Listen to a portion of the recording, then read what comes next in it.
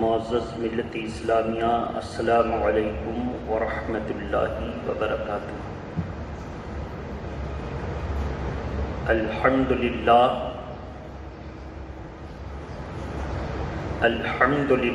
نحمدہ ونصلی ونسلم علی رسولہ الکریم، اما بعد فاعوذ باللہ من الشیطان الرجیم، بسم اللہ الرحمن الرحیم۔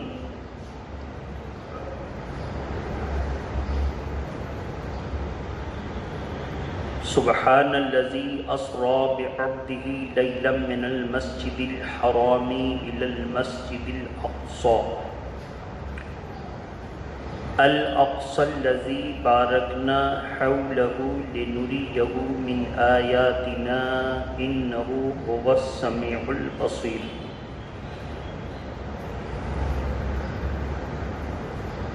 وقال اللہ تبارک وتعالی فی القرآن المجید،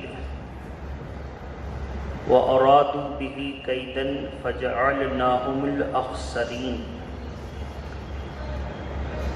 صدق اللہ العلی العظیم وبلغنا رسولہ النبی الامین المتین الکریم۔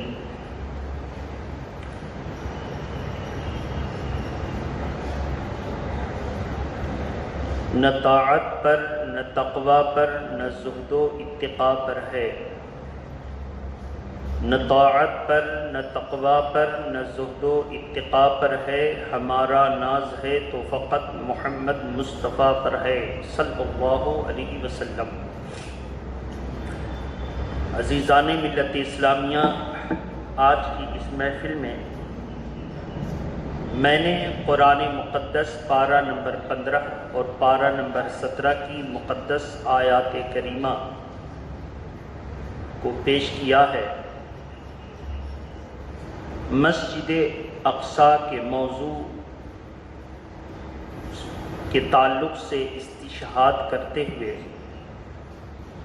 اسی کی روشنی میں مسجد اقصیٰ کی مختصر سی تاریخ، وقت کی مناسبت اور گنجائش کے آپ کے سامنے رکھنی ہے، اور ہمیں یہ ذہن دینا ہے کہ زندہ قومیں اپنی تاریخ بھی زندہ رکھتی ہیں، اور تاریخ ہی ان کو اگلی منزل کا پتہ بتاتی ہے، اور تاریخ کی چنگاریوں کو جس نے اپنے سینے میں محفوظ رکھا، وہی ایک دن فتح کا صحرا اپنے سروں پر باندھتا نظر آتا ہے۔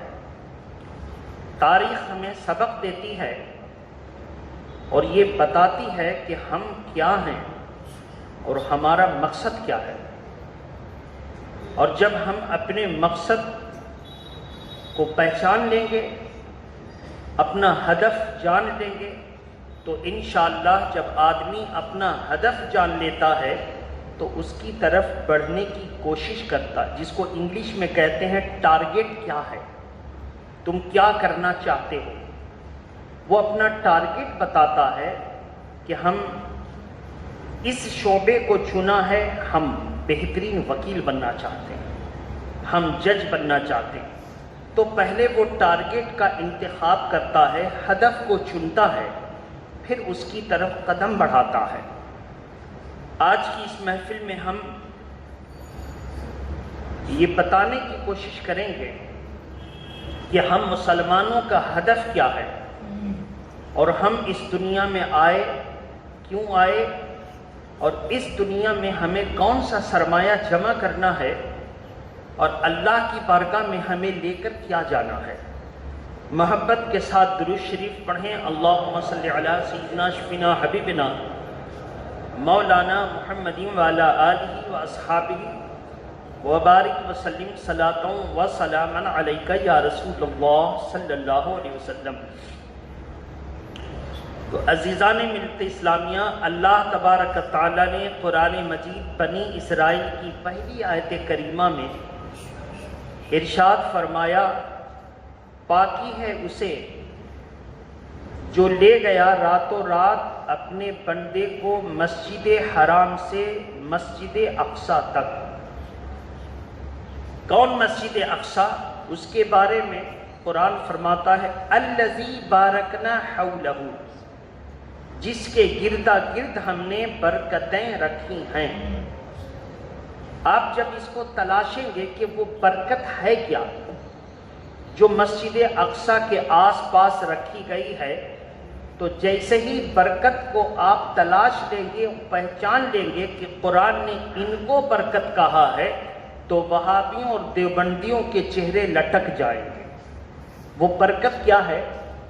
وہ برکت یہ نہیں ہے کہ وہاں کی آب و ہوا بہت اچھی ہے، وہ برکت صرف یہ نہیں ہے کہ وہاں کا موسم بہت اچھا ہے، وہ برکت صرف یہ نہیں ہے کہ وہاں بہت حسین باغات ہیں اور بہت اچھے اور اعلیٰ قسم کے میوہ جات پھل پیدا ہوتے ہیں، بلکہ برکت اصل یہ ہے کہ اس مسجد اقصی کے گردا گرد اللہ کے 4000 انبیاء کی قبریں ہیں۔ اب ظاہر ہے جس کو قرآن میں کہے اللہ الذی بارکنا حولہ، جس کا گردا گرد ہم نے برکتیں رکھی ہیں، اور بے شک وہاں کی آب و ہوا اچھی ہے، بے شک وہاں کا موسم اچھا ہے، بے شک وہاں کے باغات میں پھل بڑے اعلیٰ قسم کے پیدا ہوتے ہیں، یہ سب ہے، لیکن اندازہ کیجئے یہ موسم اچھا ہوا تو کس کی برکت سے؟ ان انبیاء اکرام کی آرام گاہوں کی برکت سے۔ اسی لیے اب جب قرآن کی ہم نے یہ تشریح کر دی تو جو اللہ کے نیک بندوں کی قبروں اور مزارات پر جانے سے منع کرتے ہیں، روکتے ہیں، اب آپ کہیں گے کہاں منع کرتے ہیں؟ اگر یادداشت کمزور ہے تو جب اجمیر شریف کے عرس کا مہینہ آتا ہے تو دہلی میں دیوبندیوں وہابیوں کی طرف سے بڑے بڑے اشتہارات، بڑے بڑے پوسٹروں پر آپ کو ملے گا کہ لا تشد الرحال الا ثلاثۃ مساجدہ، تم کہاں جا رہے ہو؟ یہ وہابیوں کا قول ہے، تم کہاں جا رہے ہو؟ تم مزارات کے نام پر شرک کرنے جا رہے ہو، تم ولیوں کے نام پر جو ہے بت پرستی کرنے جا رہے ہو، قرآن اور حدیث کا مطالعہ کرو۔ وہابیوں کا کہنا ہے جب تم حدیث پڑھو گے تو اس میں ایک حدیث پاک آئے گی کہ سفر مزارات پر کرنے کی نیت سے سفر کرنا جائز نہیں ہے، تو تم ہاوڑہ سے چل کر جو اجمیر جا رہے ہو سفر کی نیت سے سفر شروع کیا نا، تو بس جائز نہیں ہوا، قدم قدم پر گناہ۔ آپ حیرت سے پوچھیں گے او بدعقیدو، ہم نے سرکار اجمیر شریف کی بارگاہ میں حاضری دی، سرکار غریب نواز کی زیارت کے ارادے سے گھر سے قدم نکالا تو قدم قدم پر گناہ کہاں؟ ہاں حدیث پاک میں ہے، اللہ کے نبی فرماتے ہیں سفر جائز نہیں ہے مگر 3 مساجد کی طرف، نمبر 1 مسجد حرام، نمبر 2 مسجد نبوی، نمبر 3 مسجد اقصی۔ یہ 3 ہی مسجد ہیں جس کی طرف تم سفر کرتے ہو، بقیہ سفر حرام۔ تو اب آپ کو حیرت ہوگی کہ ہاں یہ تو ٹھیک ہی بول رہا ہے، جب حرام ہے تو ہم کیوں سفر کریں؟ تو اس کو سوچنا چاہیے کہ قرآن کا ایک پہلو تو یہ ہے کہ آپ جو ہے اس پر عمل کریں، اور دوسرا پہلو یہ بھی تو ہے، حضرت موسیٰ علیہ السلام نے کہا مولا تیرا محبوب بندہ ملے گا کہاں؟ تو اللہ تبارک و تعالیٰ نے سورہ کہف، کون سی سورہ؟ پارہ نمبر 15 اور پارہ نمبر 16، سورہ کہف میں فرمایا میرا محبوب بندہ جس کو ہم نے کہا ہے وَعَلَّمْنَاهُ مِن لَّدُنْكَ عِلْمًا، اس کے بارے میں قرآن میں آیا کہ ہم نے اس کو اپنی طرف سے علم عطا فرمایا، جس کو کہتے ہیں علم لدنی۔ کیا کہتے ہیں؟ مطلب کیا ہے؟ اللہ کا علم جس کو حاصل ہو اس کو کہتے ہیں علم لدنی والا، اس کو علم لدنی عطا فرمایا۔ وہ کہاں ملے گا؟ کہا وہ سمندر میں ملے گا۔ دریا کے تہ میں ملے گا۔ کہا اس کا راستہ کیسے ہے؟ کہا ایسے چلے جاؤ اور جہاں پر تم کو عجیب و غریب واقعہ سمجھ میں آئے سمجھ لینا میرا بندہ وہیں ملے گا۔ چلے، حضرت موسیٰ علیہ السلام، ان کی قبر کہاں ہے؟ اسی مسجد اقصیٰ کے قریب۔ کہیے سبحان اللہ۔ کہاں ہے؟ اسی مسجد اقصیٰ کے قریب چلے، اور جب چلے تو اپنے خادم سے کہا، جو ان کے معاون بھی ہیں، کہا کہ جب کوئی عجیب و غریب واقعہ دکھے تو ذرا ہم کو بتا دینا۔ خیر، ایک منزل پر اترے، حضرت موسیٰ علیہ السلام کچھ مصروفیت کی طرف چلے گئے۔ خادم نے دسترخوان کھولا، بھنی ہوئی مچھلی نکالی اور نکال کے اس کو برتن میں رکھا۔ اب مٹی کے برتن رہے ہوں یا چمڑے کا دسترخوان رہا ہو، پہلے کے لوگ اسی پر کھاتے تھے، رکھا تو کیا دیکھتے ہیں؟ بھنی ہوئی، تلی ہوئی، پکی ہوئی مچھلی تڑپی، زندہ ہوئی اور دریا میں چلی گئی، چونکہ دریا کے کنارے کنارے چل رہے تھے۔ اور دریا میں جب گئی تو راستہ بناتے گئی، مطلب جب مچھلی ڈوبے گی دریا میں تو پانی پھر مل جائے گا، مچھلی غائب ہو جائے گی، نہیں، بلکہ وہ پورا راستہ بناتی چلی گئی۔ تو انہوں نے کہا اچھا حضرت ابھی سو رہے ہیں، اٹھیں گے تو بتا دیں گے۔ موسیٰ علیہ السلام اٹھے اور یہ واقعہ ذہن سے فراموش ہو گیا۔ موسیٰ علیہ السلام نے پوری تیاری کر لی، چلے اگلی منزل پر پہنچے، پھر کھانے کا وقت ہوا، دسترخوان کھلا تو کہا حضرت ہم تو ایک بات بھول گئے تھے، وہ اصل میں عجیب و غریب واقعہ اسی منزل میں ہوا تھا جو ہم چھوڑ کر آئے ہیں۔ کہا کیا؟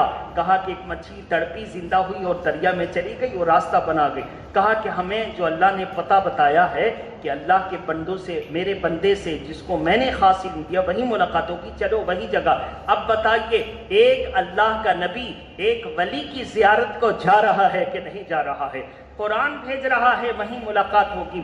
اس سے پتہ چلا اگر تم کو شریعت سیکھنی ہے تو مذہب اہل سنت کے پاس آؤ، جس کو چڑ میں تم بریلوی کہتے ہو، وہاں سے شریعت سیکھو۔ اللہ کا ولی اگر زمین کے اوپر ہے تو بھی سفر کرنا جائز ہے، اور زمین کے نیچے ہے تو بھی سفر کرنا جائز ہے۔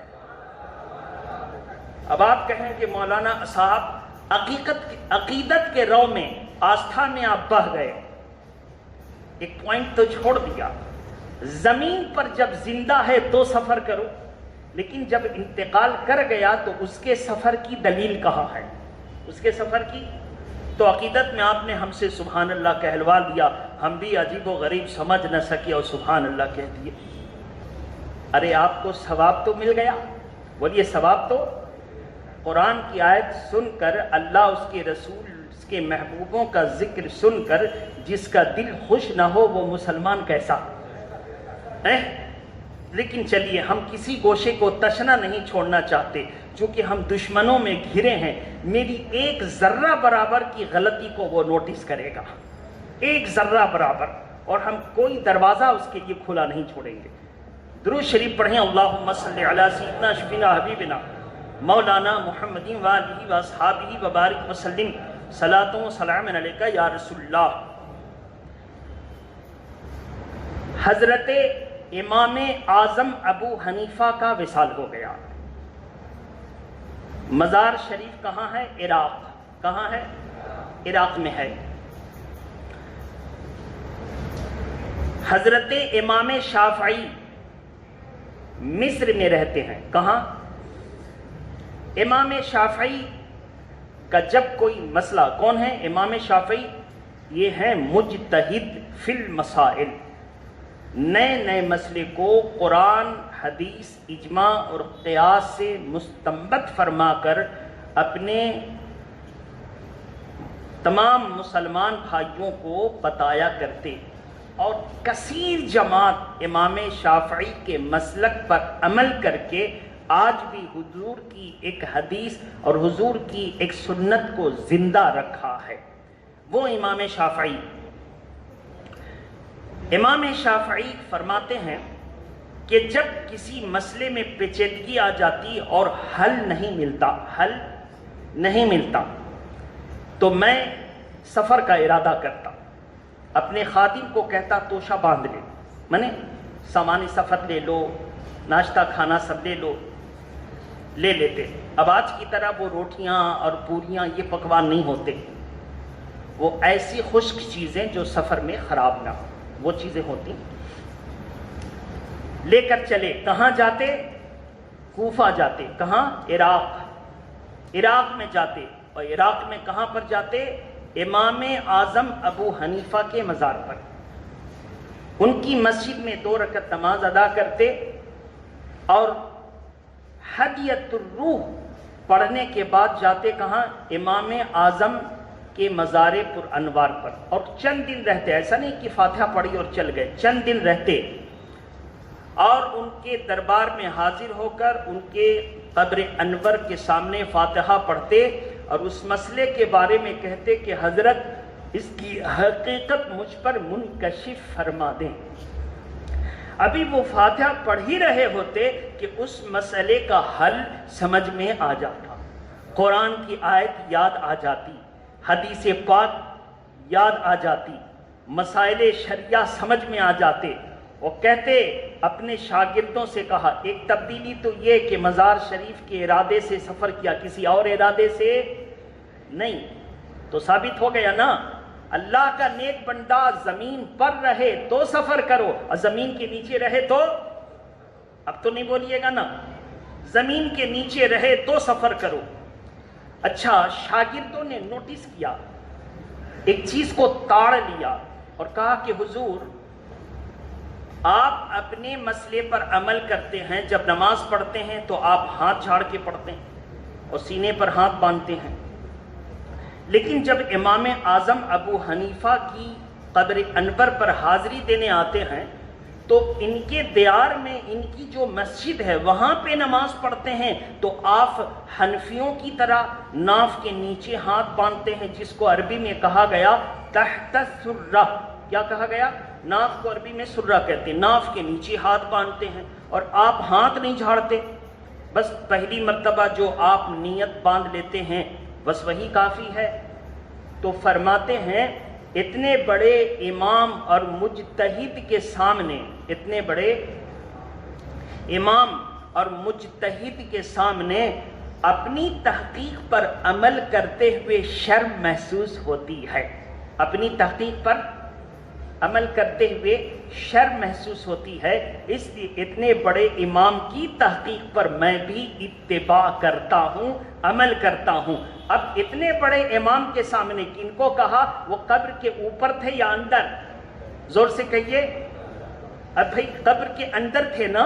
اتنے بڑے امام کے سامنے زندوں کو کہا جاتا یا مردے کو؟ زور سے بولیے. اب دل آپ کا خوش ہو گیا کہ ہمارے اکابرین نے ان قبر والوں کو زندہ سمجھا ہے. ہم بھی زندہ سمجھتے ہیں، ہم بھی ان سے مدد مانگتے ہیں، ہم بھی ان سے توسل کرتے ہیں، ہم ان کے برکت سے اللہ کا فضل لیتے ہیں. یہ ہمارا نیا عقیدہ نہیں ہے، یہ بریلی شریف کا وہی عقیدہ ہے جس کو تمام بزرگوں نے عمل کیا، جس کو اللہ کے پیارے رسول نے بتایا. گویا اگر آج اس زمین پر حق پر چلنے والا کوئی ہے تو جس کو جڑ سے بولتے ہیں بریلوی مسلمان، وہ ہم ہی ہیں، کوئی اور نہیں ہے، کوئی اور نہیں ہے. محبت کے ساتھ باہر سے آنے والوں سے گزارش ہے کہ آپ مسجد کے اوپری حصے پر جگہ پر کر کے صف بندی کے ساتھ بیٹھیں، اور جو بیٹھ گئے، جو مسجد کے احاطے نور میں داخل ہو گئے، وہ گپ میں اپنا وقت برباد نہ کریں. زبان پر درود شریف ہو، دل میں اللہ کا ذکر ہو اور آپ اللہ اور اس کے رسول کا ذکر سنتے رہیں. معلومات میں اضافہ ہوگا. ایک چھوٹا سا مسئلہ آ جاتا ہے تو گھبرا کے پوچھتے ہیں امام صاحب اس کا حل کیا ہوگا. ارے اگر تم ہماری جمعہ کی تقریر ہی سن لیتے تو تم ایک اپنے دور کے عالم ہوتے، کم سے کم اتنا تو کہہ ہی سکتا ہوں. لیکن تم نے غفلت کا پردہ رکھا، تقریر کے وقت تقریریں نہ سنی بلکہ تم گپ میں مشغول رہے. اس لیے وہابی دیوبندی ایک بات کہتا تو تم گھبرا کے پریشان ہو جاتے ہو، اور اگر کسی کی قسمت ماری گئی تو وہ بولتا وہابیت تو اچھا ہے، بہت ہی لوگ کو معلومات ہے. نعوذ باللہ من ذالک. بہرحال تو الذی بارکنا حولہ، جس کو قرآن نے برکت کہا، وہ کیا ہے؟ انبیاء کی قبوریں، انبیاء کی قبریں ہیں. وہ انبیاء کی قبریں ہیں اور اس میں حضرت موسیٰ علیہ السلام علی نبینا علیہ الصلوۃ والتسلیم کی بھی قبر انور شریف ہے۔ میرے محترم بزرگ اور دوستو، دوسری جگہ قرآن نے بیت المقدس کو برکت والی کئی جگہ کہا ہے، تو پہلا تو پارہ نمبر 15 پڑھ دیا، اور دوسرا وَأَرَادُوا بِهِ كَيْدًا فَجَعَلْنَاهُمُ الْأَخْسَرِينَ۔ حضرت ابراہیم علیہ السلام کو جب نمرود نے آگ میں ڈالا تو ابراہیم علیہ السلام اور اپنے بھتیجے لوط علیہ السلام کے ساتھ کہاں سے؟ بابل۔ کہاں سے؟ بابل کہاں پر ہے؟ وہ بھی عراق میں۔ کہاں پر ہے؟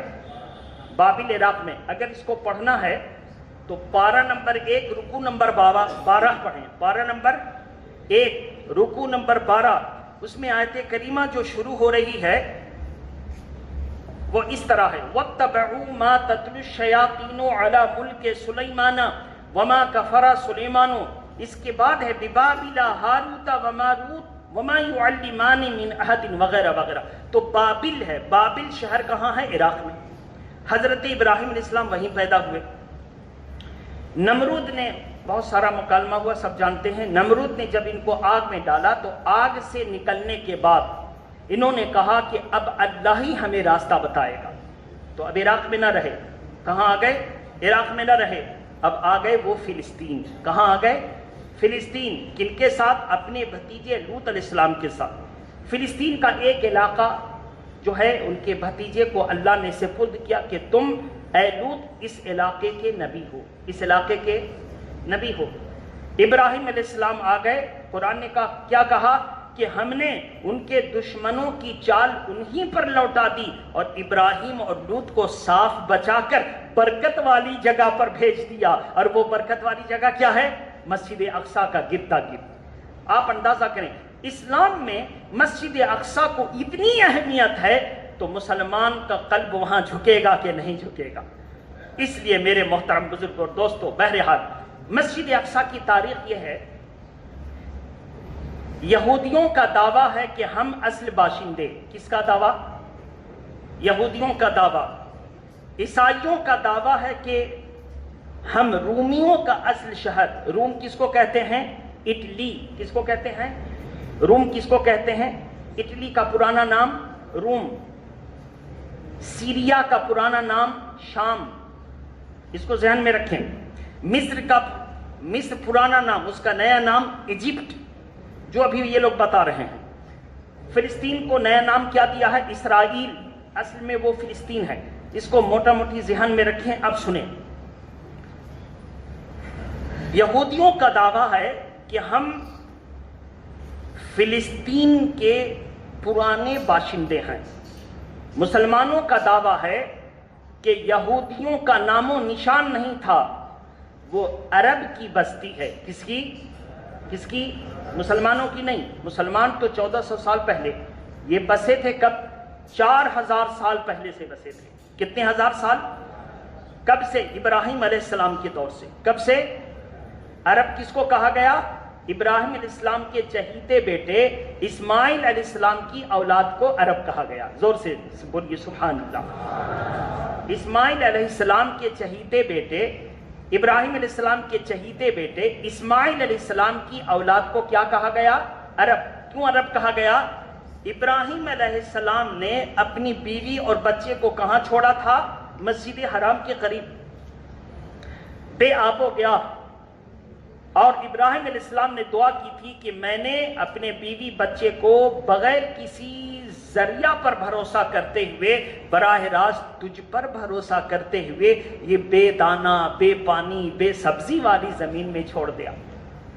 بے وادٍ غیر ذی زرع کا لفظ قرآن مجید میں موجود ہے۔ مولا تو اب ان کے لیے اپنی طرف سے انہیں پھلوں کا رزق عطا فرما، پھلوں کا ورزقنا اہلہ، پھلوں کا رزق عطا فرما۔ تو اسماعیل علیہ السلام کی جتنی اولادیں ہوئیں وہ سب کیا کہلائیں؟ عرب، اہل عرب کہلائیں۔ اہل عرب بڑھتے بڑھتے اردن، شام جس کو سیریا کہتے ہیں، اور جارڈن وغیرہ ہوتے ہوئے یمن، اور پورا فلسطین جس کو آج کچھ حصے کو یہودیوں نے قبضہ کر کے اسرائیل کا نام دیا. یہ پورے عرب بس گئے. کتنے سال پہلے؟ 4000 سال پہلے. کتنے سال پہلے؟ 4000 سال پہلے. اب یہودیوں کا جنم کہاں سے ہوا وہ سنیے. یہودیوں کا جنم ہوا آج سے تقریباً 2500 سال پہلے حضرت موسیٰ علیہ السلام سے. کہاں سے؟ موسیٰ علیہ السلام کے ماننے والے کو اسرائیلی کہا گیا. کیا کہا گیا؟ قرآن مجید 12 نمبر 1 رکوع نمبر 5 اور رکوع نمبر 6 قرآن کا ارشاد یا بنی اسرائیل اذکروا نعمتی التی انعمت علیکم واوفوا بعہدکم. دوسری جگہ 12 نمبر 1 رکوع نمبر 6 یا بنی اسرائیل اذکروا نعمتی التی انعمت علیکم وانی فضلتکم علی العالمین. اس آیت کریمہ کو پڑھ کر یہودی کہتے ہیں کہ جس کو قرآن نے کہا ہم نے سارے زمانے پر اس قوم کو فضیلت دی وہ بنی اسرائیل ہے، تو ہم کو تم پر فضیلت ہے، ہم کو تم پر مسلمانوں پر فضیلت ہے. مسلمان تو ایسے ہی مطالعہ کم کرتا، زندگی بھر امام کو گالی دے گا، برا بھلا کہے گا، مگر یہ آڑا ترچھا سوال ہوگا تو پوچھے گا امام ہی سے. ان کو تو پتہ نہیں ہے نا. اب تو گھبرا گئے کہ قرآن میں بنی اسرائیل کی تعریف ہے اور قرآن نے کہا ہے نعمت یلتی انعمت علیکم وانی فضلتکم علی العالمین. ہم نے اپنی نعمت کو بنی اسرائیل پر مکمل کیا اور سارے عالم پر اس کو فضیلت دی. تو سب پر فضیلت ہے تو ہم تو گئے، ہم مسلمان گئے. اس کا جواب ہے اسی قرآن میں اللہ نے جو ان کو فضیلت دی ایک مدت کے لیے، لمیٹیڈ پیریڈ. کیا؟ زور سے بولیے. Limited period. کون تھا لمیٹیڈ پیریڈ؟ جب تک وہ اپنے نبی کے دین پر تھے. جب وہ بددین ہوئے، گمراہ ہو گئے تو فضیلت خود ختم ہو گئی. بولیے فضیلت، زور سے بولیے، اب گھبرائیے گا نہیں. فضیلت خود ختم ہو گئی. بھیا ایک مسلمان کے لیے مسجد کا دروازہ کب تک کھلا ہے؟ جب تک وہ، زور سے بولیے، زور سے بولیے، اگر وہ وہابی دیوبندی ہو جائے، یہودی عیسائی ہو جائے تو مسجد میں آنے دیجئے گا؟ تو ظاہر اس کی فضیلت جو مسلمان کی تھی ختم ہو گئی. تو جب تک یہودی موسیٰ علیہ السلام کے دین پر تھے تب تک فضیلت. جب دین سے مرتد ہو گئے تو فضیلت ختم ہو گئی. بولیے فضیلت ختم ہو گئی. کیسے فضیلت ختم ہوئی؟ قرآن نے اس کو بھی کہا ہے وقالت الیہود عزیر ابن اللہ. یہودیوں نے عزیر کو اللہ کا بیٹا کہا. کیا کہا؟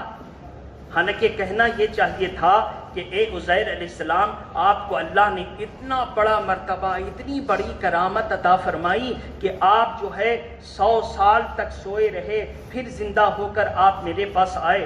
100 سال تک سویا رہنا عجوبہ کیا ہے؟ یہ قابل حیرت بات ہے. آپ کو اللہ نے اتنا بڑا مرتبہ، پھر ہماری ہدایت کے لیے آپ آئے. بے شک آپ اللہ کے نبی ہیں، لیکن ان لوگوں نے پالیسی بدل دی. کیا کہا؟ اللہ کا بیٹا. کیا کہا؟ تو کھٹ سے گمراہ ہو گئے کہ نہیں ہو گئے؟ اللہ بیٹا سے پاک، لم یلد ولم یولد، نہ اس کا کوئی بیٹا نہ وہ کسی کا باپ. اب کھٹ سے یہ لوگ گمراہ ہو گئے. جس کو اللہ کا نبی کہنا چاہیے ان کو کیا کہہ دیا؟ اللہ کا بیٹا. تو گمراہ ہو گئے نا. جب گمراہ ہو گئے، اب بت پرست ہو گئے تو کیا ہو گیا؟ فضیلت ختم ہو گئی. زور سے بولیے، فضیلت ختم ہو گئی. اب جب فضیلت ختم ہو گئی تو وہ دین منسوخ ہو گیا. اب ناسخ آیا تو اسلام. پتہ چلا پوری یہودیوں کی تاریخ آپ دیکھیے تو بیت المقدس شہر کا نام ہے، بیت المقدس مسجد کا نام نہیں ہے. بیت المقدس مسجد کا نام ہے مسجد اقصی. مثال کے طور پہ جیسے ہم کہیں مکہ تو مکہ کیا ہے؟ شہر کا نام ہے. اور ہم کہیں کعبہ تو کعبہ کیا ہے؟ مسجد کا وہ چکور حصہ جس کی طرف پوری دنیا مواجہ بنا کر نماز ادا، اور جس کا طواف حجاج اکرام معتمر حضرات طواف کعبہ کرتے ہیں. اس کو ذہن میں رکھیے. تو مسجد حرام میں جو مسجد حرام ہے، بیت المقدس کے اندر جو مسجد ہے، اس پر قبضہ یہودیوں کا رہا تقریباً 100 سال سے کچھ کم. مثال کے طور پہ 80 سال. اور عیسائیوں کا، اٹالین کا قبضہ یعنی رومیوں کا قبضہ رہا 20 سال. کل ملا کر کتنے ہو گئے؟ 80 سال. 80 سال کے علاوہ ہر دور میں اس پر قبضہ رہا اہل عرب کا، اور صلاح الدین ایوبی نے 12ویں صدی عیسوی میں، کب؟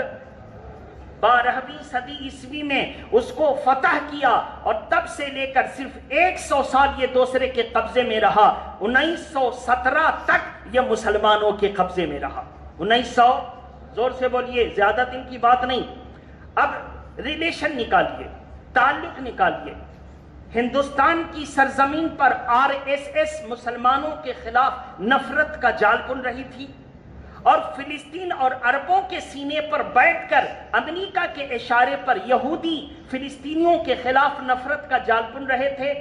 1949 کی تاریخ نکالیے، 1949 کو بیت المقدس پر قبضہ کیا جا رہا تھا، اور 1949 کو بابری مسجد میں رات میں مورتی رکھی جا رہی تھی۔ ریلیشن نکالیے۔ آپ جب ریلیشن نکالیں گے تو پتہ چلے گا ہندوستان کا موجودہ یہ ظالم حکمراں جو دہلی پر بیٹھا آج بنگال کو ناپاک کرنے آیا، یہ ظالم حکمراں بار بار جو جاتا ہے یہودی سے ملنے کے لیے، یہ صرف جا کے ٹارگٹ لیتا ہے کہ تم نے مسلمانوں کو کیسے کچلا، ہم کو بھی بتا دو۔ جو تمہاری پالیسی ہے مسلمانوں کو زیر زمین دفن کرنے کی، اسی پالیسی پر ہم کر کے تم عرب سے مسلمان کو ختم کرو، ہم ہندوستان سے مسلمان کو ختم کریں گے۔ پوری تاریخ سامنے رکھیے اور دیکھیے کہ جو RSS کی نیتی ہے وہی نیتی یہودیوں کی ہے، اسی سے لے کر آئے۔ تو آپ کو کون سی نیتی لینی ہوگی؟ ٹارگٹ اور ہدف بنا لیجئے۔ ہم کو صلاح الدین ایوبی کی نیتی لینی ہوگی۔ جب ہم صلاح الدین ایوبی کا مزاج لے کر چلیں گے تو کل بھی بیت المقدس ہمارا تھا، آج بھی بیت المقدس ہمارا ہوگا، اور آج بھی بابری مسجد ہماری ہوگی۔ کل بھی بابری مسجد ہمارا تھا، آج بھی بابری مسجد ہماری ہوگی۔ لیکن جب تک ہم اس ہدف کو نہ لے کر چلیں گے، نہ سمجھو گے تو مٹ جاؤ گے۔ اے ہندی مسلمانوں، تمہاری داستان تک نہ ہوگی داستانوں میں۔ وآخر دعوانا ان الحمدللہ رب العالمین۔ السلام علیکم۔